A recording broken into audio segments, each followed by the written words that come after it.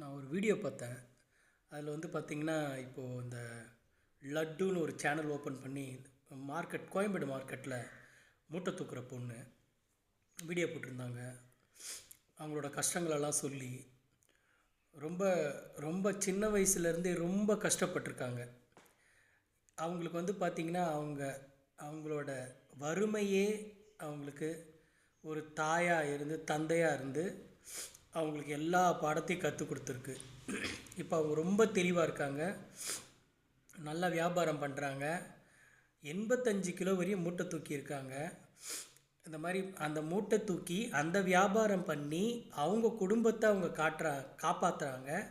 அந்த மாதிரி ஒரு அழகான பொண்ணை நீங்கள் இந்த உலகத்திலேயே பார்க்க முடியாது. அந்த பொண்ணை நான் அந்த வீடியோவில் பார்க்கும்போது என் கண்களுக்கு அவ்வளோ அழகாக அவங்க தெரிஞ்சாங்க. அதே மாதிரி அவங்க சேனலுக்கு வச்சுருக்க பேர் வந்து லட்டு.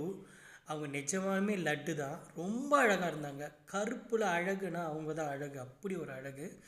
அந்த பொண்ணு வந்து நிறைய இன்னல்களை சந்திச்சிருக்காங்க, நிறைய கஷ்டங்களை. அந்த மார்க்கெட்லேயே படுத்துவாங்களாம், மார்க்கெட்லேயே எல்லா விஷயங்களும் அவங்களுக்கு இது பண்ணிவிட்டு காலையில் எழுந்துச்சி மூட்டை தூக்குறது, மழை டைம்லேயும் அங்கேயே தான் இருந்திருக்காங்க போல இருக்கு.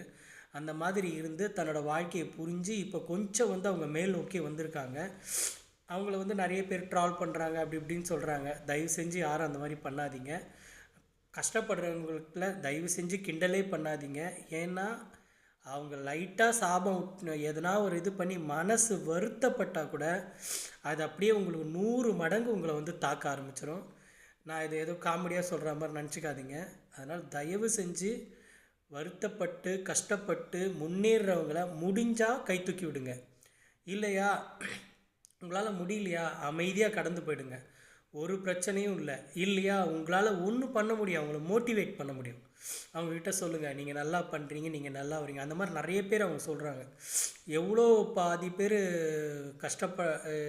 ஒரு மாதிரி கெட்டவங்களும் இருந்தாங்களோ அவ்வளோ நல்லவங்களும் இருக்காங்க. நீ உன் குடும்பத்தையே காப்பாற்றுறம்மா அப்படின்னு சொல்லிட்டு அவங்க ஆனால் வாய்ப்பு கேட்க சீரியல் ஏதோ நடிக்கணும்னு ரொம்ப ஆசைப்பட்றாங்க.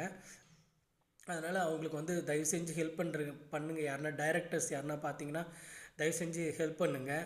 அவங்களுக்கு எந்த இரிட்டேட்டும் பண்ணாதீங்க. அந்த லேடியை வந்து மிஸ்பிஹேவ் பண்ணுறதுக்கு கூப்பிட்றாங்க அப்படின்ற மாதிரி அவங்க சொல்லும்போது மிக வருத்தமாக இருந்துச்சு. ஏன்னா நம்மளோட சிந்தனைகள் அதில் தான் போயிட்டே இருக்குது.